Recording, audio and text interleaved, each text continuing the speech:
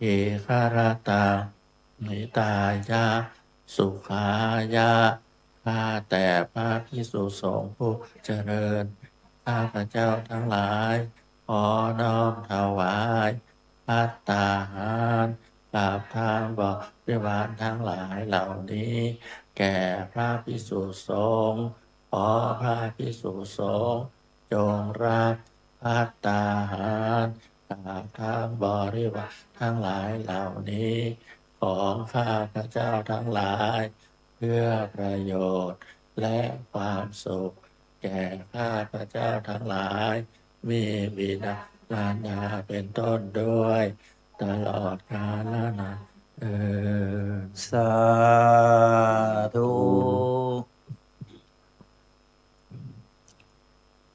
เตรียมกรวดน้ำพักผ่อนนะครับ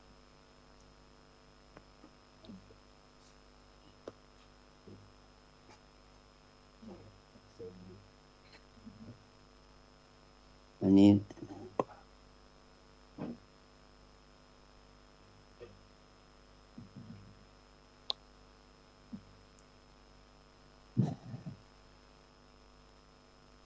ยะถาวาริวะหาปุราปริปุเรนติสาคารัง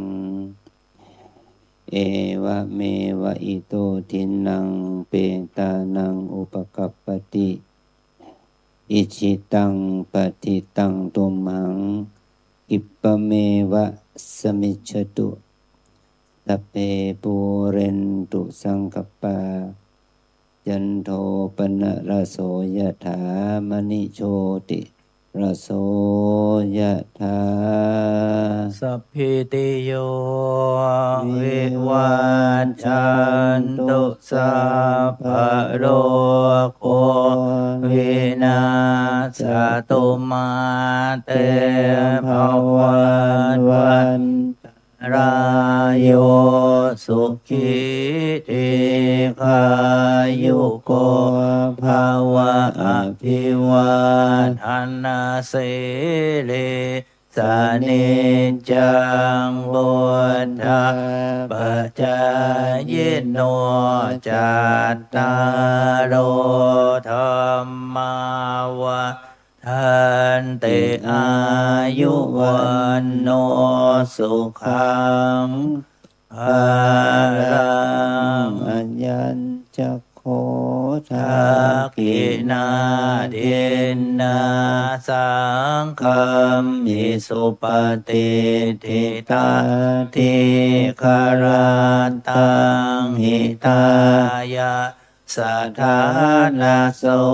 อุปกาปติโสยติธรรมโมจะอายังนิทัสสิโตเปตานะปูชาจักตาอุราลา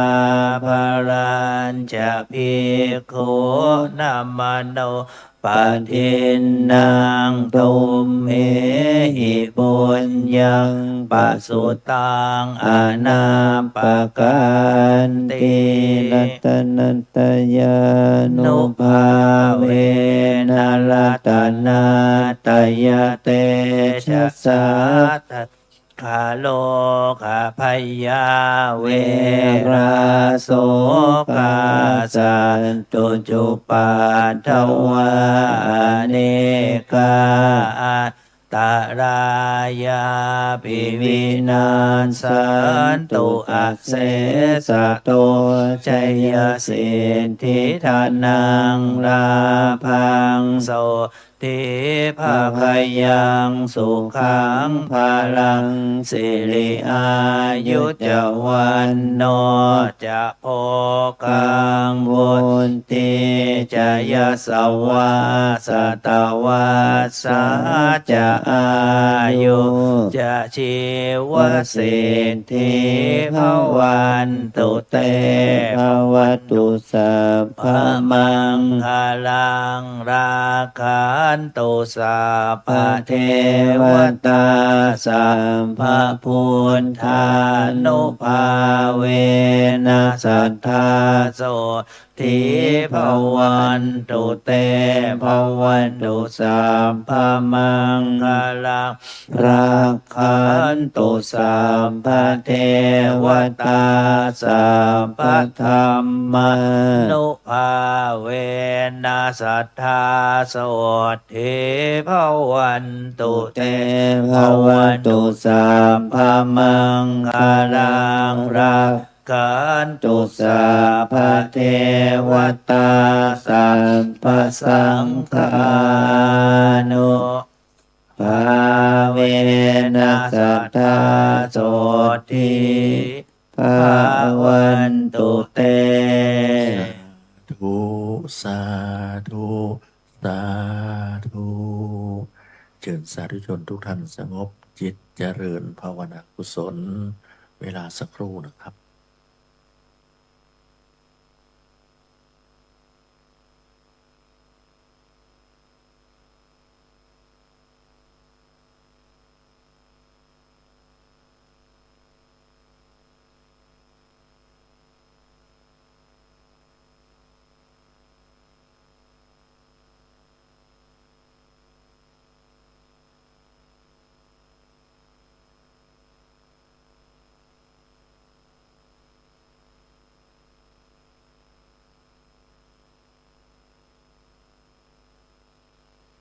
สมควรแก่เวลาแผ่เมตตาพร้อมกันอิตังตานากัมมะเนปานะปัจจายโยโหตุโนเนจจาอิตังศีลากัมมังเนปานะปัจจายโยโหตุโนเนจจาอิตังภาวานากัมมังเนปานะปัจจายโยโหตุนิจจังยังกินจิโกสาปัตตพังกัมมังสัพเพหิอัมเหหิกาตัง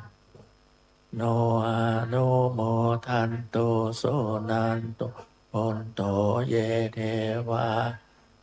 มิงทาเนอาทิคาตาทิคากาสะทาโหนโตสัพพะสัตตาสุขีอัตตานังปาริหารันโตมาตาปิตาสุขีโหนโตทุกขาปะมุจจันโตสัพยาตากาสุขีตาโหนโตทุกขาปะมุจโตสัพเพอาตากาสุขีตาโหนโตทุกขะมุจจันโตสัพเพปิสาสัพเพยัคขาเปตาสุขีตาโหนโตทุกขาปะจันโตสัพเพนาคาตาตาโหนโตทุกขาปะมุจจันโตสัพเพเทวาสุขีโหนโตทุกขาปะมุจจันโตสัพเพอาริโยปัจจายาสุขิตา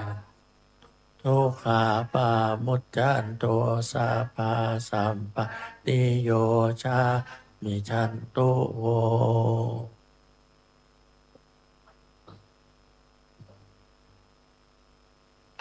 วันตาเมพุทธังสัพพะเมโอสังฆามาทานมันเตวันทามิธรรมังเมวะโทสังฆามาทามิพันเตวันทามิสังฆาสัพพะเมวะกามาทามพันเตวันทามิคารุโอปัชฌะจาริเยสัพพะเมวะโทสัพมาทามพันเตวันทามิกัมมาทานังสัพเมวะโทสังฆามะเมพันเตวันทามิอารามเมพัสสีมังสัพพะเมวะโทสังฆามาทามิพันเตวันทาเจติยังสัพพังสัพพะทาเนสุปฏิทิตาสาริละธาตุมา ทิงพุทธาโลปังสักกะสัทธานาคาโลเกเทวาธัมมาโลเกจัมโพธิลังกาทิเปสาลิธาตุโยเกสาธาอาลาหันตาธาตุโยเจติยังคันธาจาตุราสีติสาเสธรรมขันเทสะสัมปาทจิติยังอาหังวันตาวิสาภาโส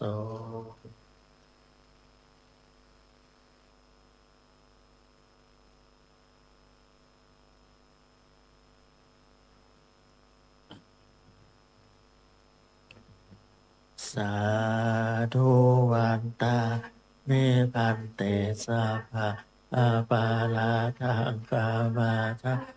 พันเตมยากาตังปุญสามินานุโมทิตาภะสามินากาตังปุญญไมหังคาตาภะสาธุสา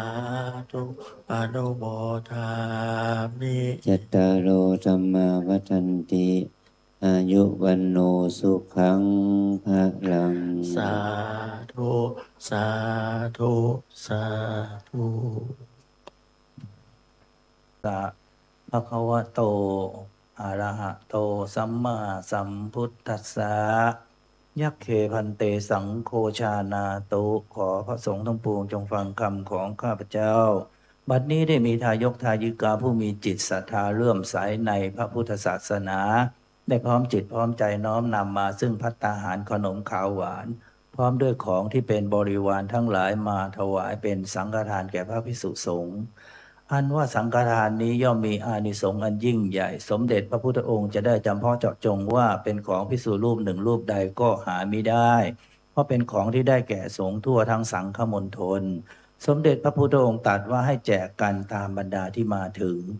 ฉะนั้นบัดนี้ข้าพเจ้าจะสมมุติตนเป็นผู้แจกของสงฆ์พระสงฆ์ทั้งปวงจะเห็นสมควรหรือไม่เห็นสมควร ถ้าเห็นว่าไม่เป็นการสมควรแล้วไซร้ขอจงได้ทักท้วงขึ้นในท่ามกลางระหว่างสงฆ์อย่าได้เกรงใจ หากเห็นว่าเป็นการสมควรแล้วก็จงเป็นผู้ที่นิ่งอยู่ บัดนี้พระสงฆ์ทั้งปวงนิ่งอยู่ข้าพเจ้าจะรู้ได้ว่าเป็นการสมควรแล้วจะได้ทำการแจกของสงฆ์ต่อไปนักการบัดนี้อะยังปัทมภาโคมหาเถรสะปาปุนาติ ส่วนที่หนึ่งย่อมตกถึงแก่พระเถระผู้ใหญ่มหาเถระผู้ใหญ่ที่อยู่เหนือข้าพเจ้าอวเสสาภาคาอัมหากังปาปุนันติ ส่วนที่เหลือจากพระมหาเถระผู้ใหญ่แล้วย่อมตกถึงแก่ข้าพเจ้าทั้งหลายตามบรรดาที่มาถึงพร้อมกันทุกรูปไปจนถึงพระมัชฌิมาพานวกะและภิกษุณีเหลือจากนั้นให้ตกถึงแก่แม่ชีโยคีอุบาสกอุบาสิกาผู้ที่ถือศีล8และศีล5กันไปตามลำดับชั้นลงไปส่วนที่เหลือจากนั้นให้ตกถึงแก่ผู้ที่มีส่วนเกี่ยวข้องและช่วยงานในวัดกันทุกคนทุกท่านเศษอาหารที่ทานเหลือหรือตกหล่นลงพื้นปฐพีแล้วบรรดาสัตว์เล็กสัตว์น้อยอย่างต่างนำไปกินกันเพื่อความอยู่รอดต่อไปโดยไม่เป็นโทษและไม่มีกรรมข้าพเจ้าแจกทานมาในครั้งนี้หากพระสงฆ์ทั้งปวงเห็นว่าถูกต้องตามพระวินัยแล้วก็จงให้ขันธสัญญาณสาธุการขึ้นพร้อมกันทุกรูปด้วยเทินอันทธานีมายังพันเตพระหุกรณียา ยัสสะชานิตุมเหกังบัญญทา สาธุพันเต สาธุพันเต สาธุพันเต เชิญกราบลาพระสงฆ์พร้อมกันค่ะ